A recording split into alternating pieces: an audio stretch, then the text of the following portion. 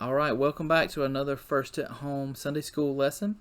This is for the week of July the 12th, and our lesson title is Jesus Teaches About the Cost of Discipleship. So we're looking at two passages in Luke with 3 points. Luke chapter 9, 57 through 62. Being Jesus' disciple requires a clear commitment. Luke chapter 14, verses 25 through 35. Point 2, being Jesus' disciple requires a total commitment. And point 3, also included in those verses, being Jesus' disciple requires a costly commitment. So in these verses, we really see, almost Jesus trying to talk people out of being his disciples. He is explaining to them that there is a high cost, that it's not something that you enter into lightly. You don't become a disciple of Jesus to get rich, for an easy life, to see what you can get out of it. You become a disciple of Jesus Christ only if you are ready, as Jesus will say clearly, to deny yourself and your family and renounce your possessions. So basically, you give everything. You become a slave to Jesus. And what we find when we do that is that we then inherit heavenly riches beyond anything that we have here on earth. But that's part of faith, being willing to give up, as a famous missionary once said, that which you cannot keep to gain that which you cannot lose. Jesus doesn't say that in here, but that's the idea.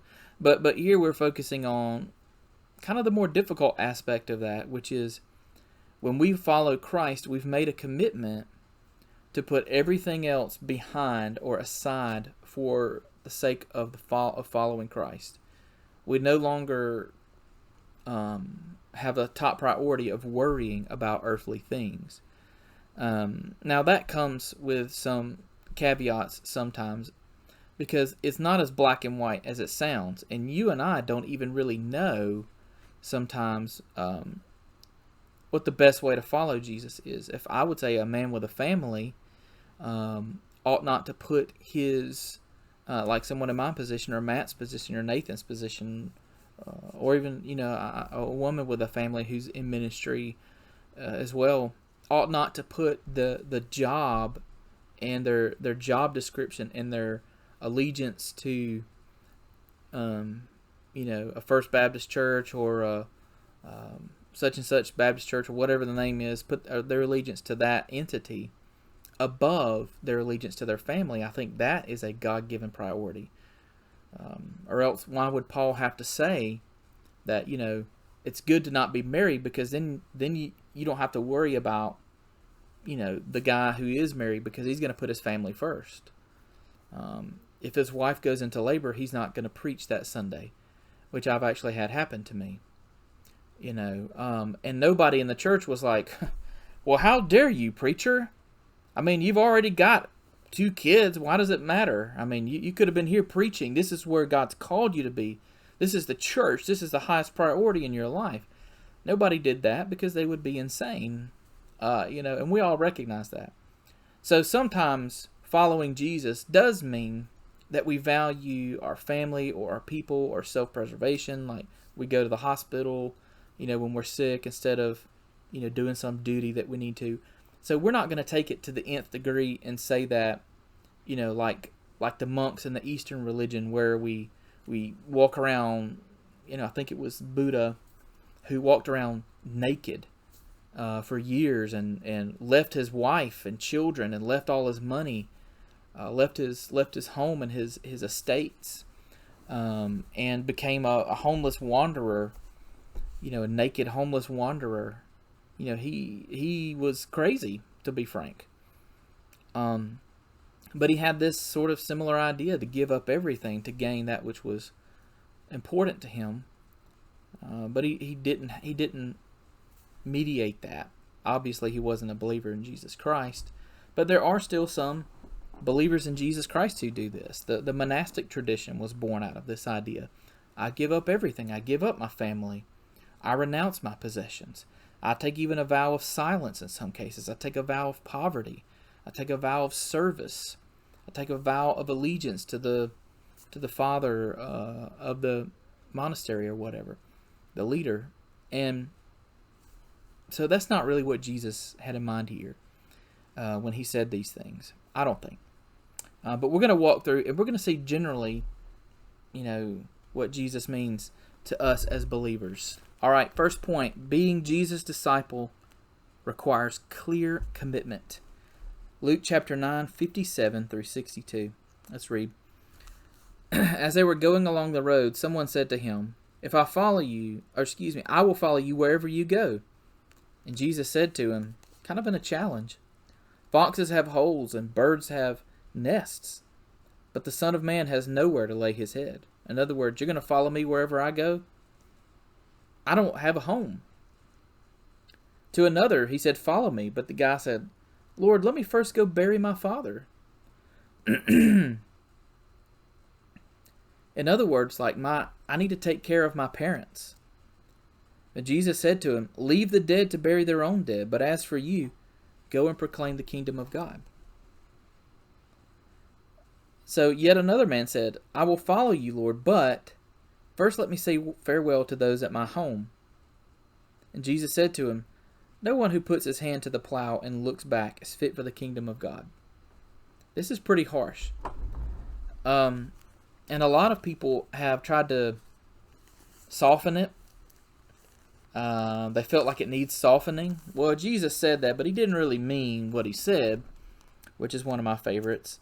And then other people have said, well, just take it literally. If you don't do this exactly like I think this passage means, then you're just not a believer.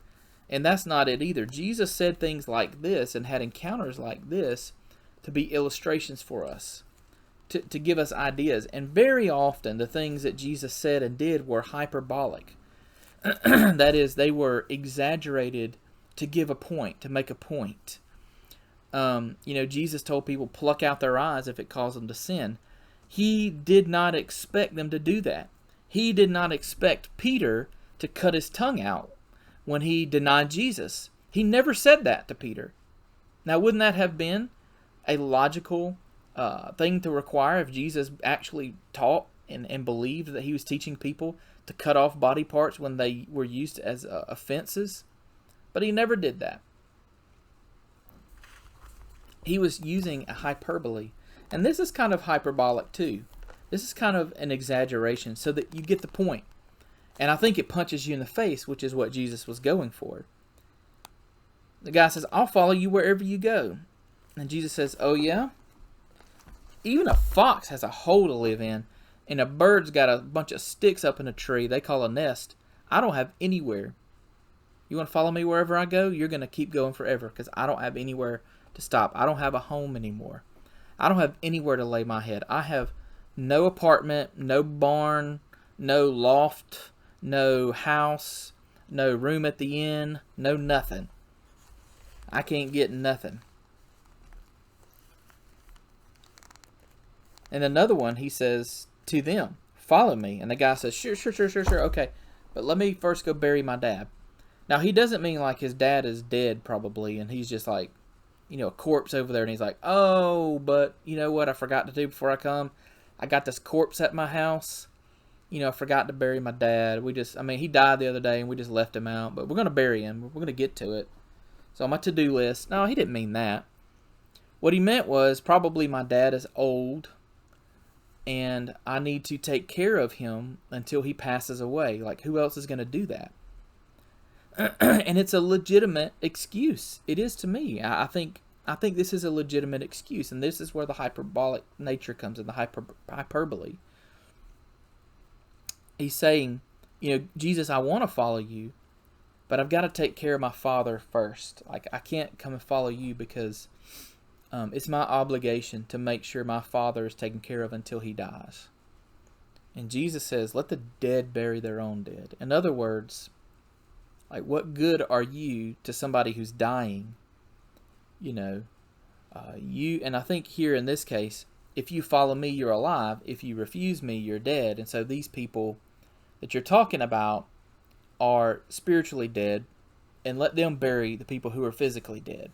Now, it could very well be that his father had died and he was talking about planning a funeral or something, in which case the lesson would be very similar. So it doesn't really change that much about what Jesus is saying here.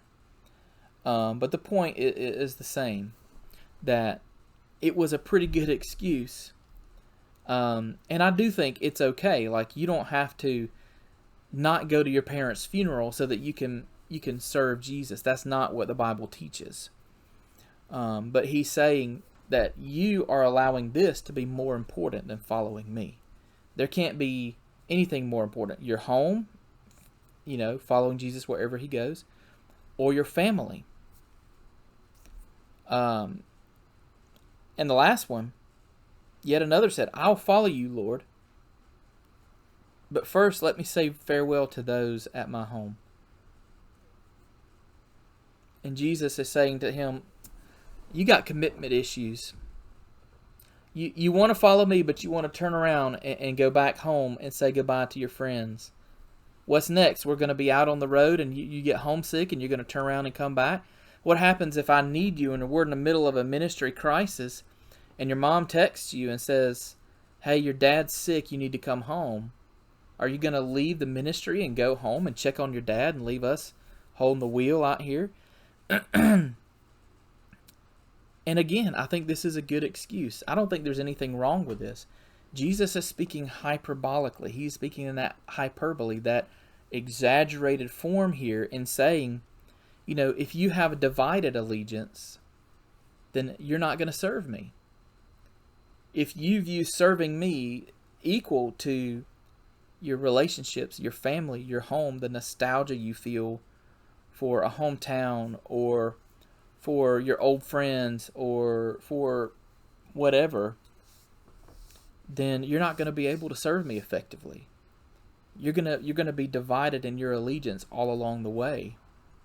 You're going to put your hand to the plow, but feel like you need to turn back and do something different, or go back home or something. And again, there's nothing wrong with that. Statistically speaking, most ministers live close to where they grew up. And I've heard some people, blast ministers for that. A seminary, that was a big thing that one of our professors would just hound us about, was how most ministers lived within 200 miles of their mother-in-law. 80% of Southern Baptist ministers, he said. And it was a big joke, like, you guys aren't giving anything up. Well, this same guy got a job in a big city somewhere, and you know what? It turns out that big city wasn't really conducive to his family life. So you know what he did? He picked up and he moved his family closer to home, to a much easier family-friendly city. And so I don't know that he ate any crow about that, but it goes to show it's a lot easier to say than to do. And again, I don't think Jesus was saying, like, if you want to minister in your hometown, then you're just not worth anything. He's saying with this, you can't put your home above Jesus, having stability in your life. You can't put your family above Jesus. You can't divide your allegiances between the things that are earthly and him. You can't do that if you want to follow him. It takes a commitment, giving up stability, giving up the things that are most important to you, family, and not dividing your allegiance between Jesus and anything else, but giving your all to him. And those are the three things that we see here in the first point. All right, point number 2. Being Jesus' disciple requires a total commitment. We're going to piggyback off what we've already said from the first point, pretty much. Verses 25 to 27, Luke chapter 14, 25 to 27. Now great crowds accompanied him, and he turned and said to them. Now listen, he's talking to the crowds and kind of trying to prove that all you people who are following me don't really want to follow me. Y'all are just groupies. You're just fans, but you're not really followers. You're not really disciples. And he's trying to prove the point to them. He says, if anyone comes to me and does not hate his own father and mother and wife and children and brothers and sisters, yes, and even his own life, he cannot be my disciple. Remember how we're just saying in point number 1 about hyperbole? Case in point. Jesus is clearly not teaching you that you must hate your family. That is somehow a mark of a believer. Like, the only way you know if somebody's a true Christian is, do they hate their wife? Like, that's not what he's saying at all here. It's hyperbole. This is meant to be a punch in the face to get your attention. So we'll explain in a minute what he's getting at. 27. Whoever does not bear his own cross and come after me cannot be my disciple. Point number 3 picks up from 28 on down to 35. And we might just carry on over there. But this is one of those passages, kind of like the last one, that is a gut punch, or punch in the face, as I already said. It's meant to be shocking. It's meant to catch you off guard. It's meant to be offensive. And it is. There are great crowds around him. Hundreds, maybe thousands of people. And Jesus turns around and says, you can't follow me unless you hate everybody that's important to you in your life. And they look at each other and they're like, this guy sure is full of himself. Like, what an idiot. I'm out of here. And that's what Jesus wanted. He wanted them to realize that they don't actually care about him that much. But what is he saying here? He is saying, literally, if you don't hate everybody, including yourself. Now, this is a case where I think Jesus is clearly speaking hyperbole. And so I will say this is not a literal... This is not meant to be taken literally. It would be damaging to the scriptures and to Jesus' words to take this literally. And there are a few parts of the Bible where that's the case. Jesus intends for us to understand what he's saying here in a symbolic way, in a as I said, a hyperbole sort of a way, in an exaggerated way. So if you come to him and you place your father, your mother, your wife, children, brothers and sisters above him, then you're not worthy of being his disciple. And what that means is, at some point, everybody is going to look around in their life and say, you know what? Right now, I think it would be better for me. I think it's better for my family to do this for my wife than God. Or I might say, you know what? The only way that I'm going to trust God is if he first takes care of my family. If my mother and father die, then if he does not heal my parents of this disease, then I'm not going to trust him, because I value my parents' lives more than I value my relationship with Jesus. If my wife leaves me, then I am not going to serve God anymore, because I value that relationship. If my kids are rebellious, then I'm not going to serve God anymore, because I value that relationship more than I value my relationship with Jesus. Jesus isn't telling you to hate your children. He's telling you that your love for him should be so intense that the second closest love in your life should look like hate compared to it. It's kind of like the way my children view food. They love macaroni and cheese so much that their love for rice looks like hate. And they love rice, but if you put them next to one another, like, they're going to fight over who gets the macaroni and cheese. If there's only enough macaroni and cheese for 3 out of the 5 kids and there's rice for 20 of them, they're going to fight over who gets the mac and cheese because they love it so much it looks like they hate the rice. Okay, simplistic, but that's what God is saying here. He says you've got to love Jesus so much that it looks like you hate everything else. That you're willing to give up. That you're willing to risk your parents, your wife or husband, your children, your brothers and sisters. You're willing to even risk your own life. Like, you are willing to do what pleases the Lord, even if it costs you your life. And beyond just giving up your life beyond like dying for Jesus. Verse 27, he takes it to a whole nother level when he says, oh yeah, and whoever doesn't pick up your cross and come after me cannot be my disciple. Now, Jesus has not died on the cross yet. Just for clarity's sake here. He's still alive. But it is a good foreshadowing of what's to come. But at this point, they don't associate Jesus with a cross at all. There is zero association of Jesus with a cross at all. A cross right now is 100% associated with capital punishment of criminals by the Roman government. It is seen as a horrific enemy of the people, and it is not redeemable at all. It is not seen as a good and worthy thing at all. So for Jesus to say, pick up your cross, would be like, it would be like me saying to you at church, if you want to be part of this discipleship program with me, then you're going to have to go and you're going to have to grab your hangman's noose. You're going to have to go get your hangman's noose, your rope, and stretch it around your neck and come with me and jump off this bridge with me. You're going to have to come and strap yourself into my electric chair and let's charge it up together. What?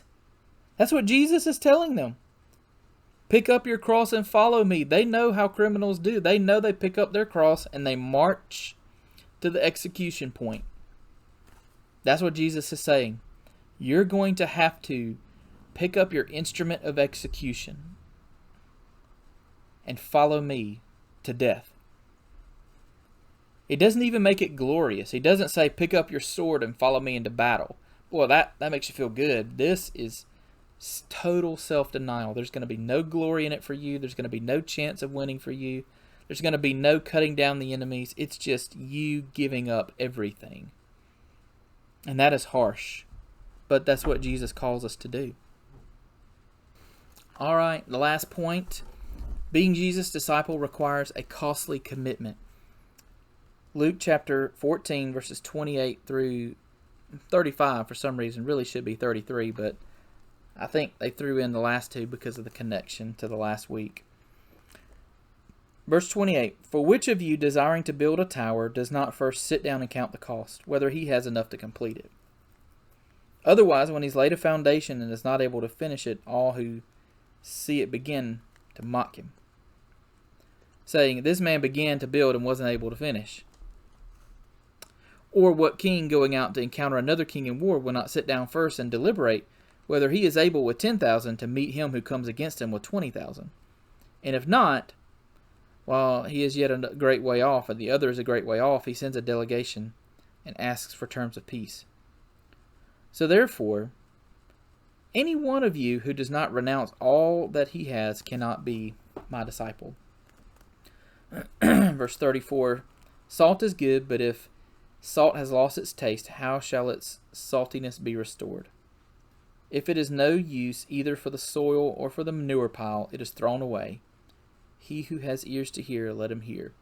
So that's kind of a reflection back on last week's point number 1, salt and light. That was one of those kind of sentiments that carried over. So anyway, what is this passage telling us here? It says it requires a costly commitment. From our point, requires a costly commitment. What he's saying here, essentially, he gives these two illustrations of a guy who's going to see, before he even starts to build a tower, whether or not he has enough to finish it. And a king, before he even goes out to battle, assesses whether he has enough strength to win it before he fights it. And he's saying, if you're not ready to give up everything, then you don't even need to start following me. Because at some point, the thorns of life, you are a seed that has fallen among the thorns, and the cares and worries of life are going to rise up and choke out the gospel seed inside of you. If you're so worried about this life, if you cannot give up everything, if you don't renounce all that you have, you can't be my disciple. You're not going to make it to the end. is what he's saying. If there are things in this life that are more important or that cause you to question and doubt your faith, then you're not going to be a disciple of Jesus. You might as well not even start if you know that you're going to trip up at some point.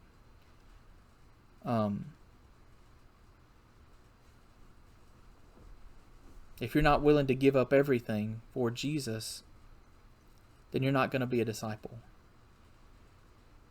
I'm telling you, we as Americans, as Southern Baptists, we have a pretty gutless Christianity. We don't tell people about the cost of faith. All we do is get them to pray a prayer after us and then sign a card and dunk them in some water and then tell them they're a disciple. Jesus is saying clearly that most people aren't going to make that mark. Now, I also believe there's a wideness in God's mercy that maybe, again, these are things that we'll never measure up to, and it is only in Christ and by God's grace will we get in. But I think Jesus is telling us this has to be our attitude. This has to be our outlook on life. This has to be our heart, to not let anything else get in the way. I do think for almost everybody, something is going to get in the way. You know, this is the way Jesus tested Abraham. Remember that? We think this is symbolic, but Jesus literally did this with Abraham. He said, Abraham, go down to your tent and get the most precious thing in the universe to you, and not only that to you, but to the existence of my people. I'm going to build a people through you. I've given you a son, Isaac, who's a son of promise. Without him, there's not going to be any nation of Israel. There's not going to be any, he didn't know Israel, but there's not going to be any people of God. And with him, you know, he's your precious son, your one and only at this point. He's got Ishmael, who's been outcasted from the family, and he will have sons later. But this was the son of promise. And he told him, I want you to give him to me. I want you to give up your son for me. And Jesus is saying the same sort of thing to us. If you're not willing to give up everything and still love God, and still be the disciple of Jesus after he takes everything from you, after the Job sort of experience where he removes the blessings that he's given to you, or do we only serve him for the blessings that we have? Do we only serve him because our lives are easy?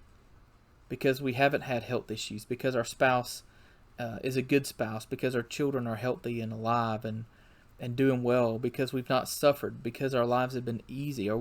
And then when we lose something, we turn and blame God. And when we lose something else, we say, I knew the last time it wasn't a fluke.